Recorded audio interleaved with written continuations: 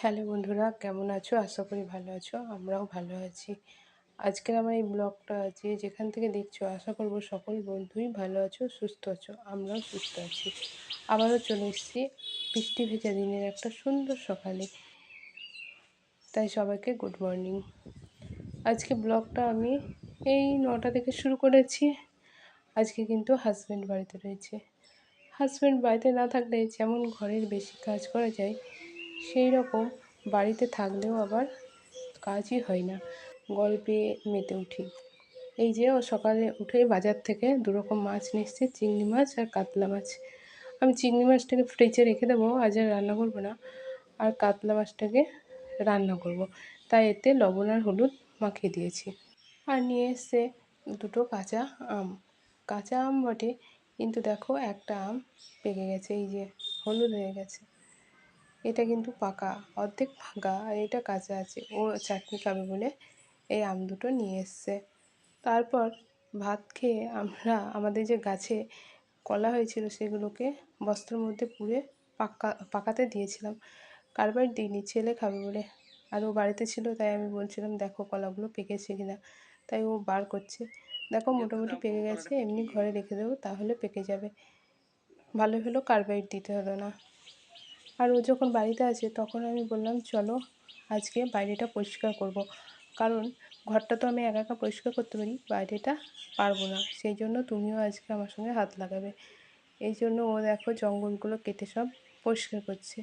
আর এদিকে জঙ্গল পরিষ্কার করতে করতে বৃষ্টি চলে এসেছে। ও ভিজে গেছে, আর আমি ওই জন্য পালিয়ে গেছি। কারণ আমাকে তো রান্না করতে হবে। সকালে সিদ্ধ ভাত খেয়েছিলাম, আর এই যে ও ভিজলে আর রান্না করতে পারবো না। আমি রান্না টান্না করে তারপরেই স্নান করি। সেই জন্য আমি ঘরে উঠে এসেছি, আর ও একা একাই পরিষ্কার করছে। আর এদিকে ছেলেকে ঘুম পাড়িয়ে রেখেছি, ও আবার উঠে পড়লে স্নান করাতে হবে। এই বর্ষাকালে এত অসুবিধা, জায়গাগুলোতে এত ঘাস জমে, এত ঘাস হয়। মাঝে মধ্যে পরিষ্কার করলেও সেই ঘাস কিন্তু আবার অনেক বেড়ে যায়।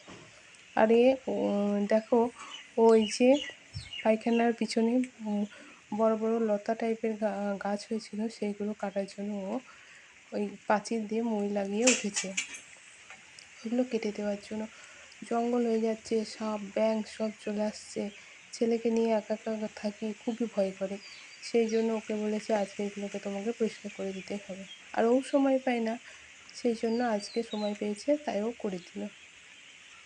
আমি আবার বলছিলাম তাড়াতাড়ি চলে এসো, তুমি ভিজে গেছো। এই যে এখনও দেখো বৃষ্টি পড়ছে। ও কেটে ফেলেছে গাছগুলো, দেখেছো সব ওখানে পড়ে রয়েছে। বড় বড় ডুমুর গাছ হয়েছিল, আর লতা পাতা এইসব গাছ হয়েছিল। খুব ভয় করে গো, ছেলেকে নিয়ে থাকি তো, সাপ যদি চলে আসে ঘরের মধ্যে ঢুকে গেলে আমি একা কিছুই করতে পারবো না। এই দেখো ও সব পরিষ্কার করে ফেলেছে। অনেক বেলা হয়ে গেল, খাওয়া দাওয়া এখনও হয়নি। আর এই যে এখন ঘড়িতে 3টে বাজে, এখন আমরা খেতে বসেছি। রান্না করেছি কাতলা মাছের ঝোল, আমের চাটনি, সঙ্গে রয়েছে লেবু, আর হচ্ছে কচু বেগুন আলু দিয়ে একটা পুঁই দিয়ে তরকারি। এই দিয়ে আজকে খেয়ে নেব। খাওয়া দাওয়া করে ও আবার ছেলেকে নিয়ে শুয়ে পড়েছে, আমি জায়গাটা একটু মুছে নিলাম। বর থাকলে বেশি কাজ হয় না। আমি বলিনি তুমি বাড়িতে থাকলে বেশি কাজ হয় না, কিন্তু আমার কাজ বেশি না হলে কী হবে, তবুও খুব ভালো লাগে। বেশ কথায় বার্তায় দিনটা কেটে যায়। বাড়িতে একা একা থাকি বোবার মতো, ওই দিনটা কিন্তু খুব ভালো লাগে যেদিন ও বাড়িতেই থাকে।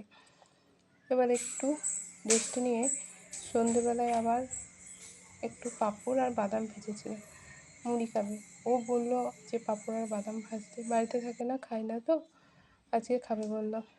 যাই হোক, আজকের মতো এই ব্লগটা এখানেই শেষ হলো। বর ছিল বলে বেশি কিছু ভিডিও করতে পারিনি।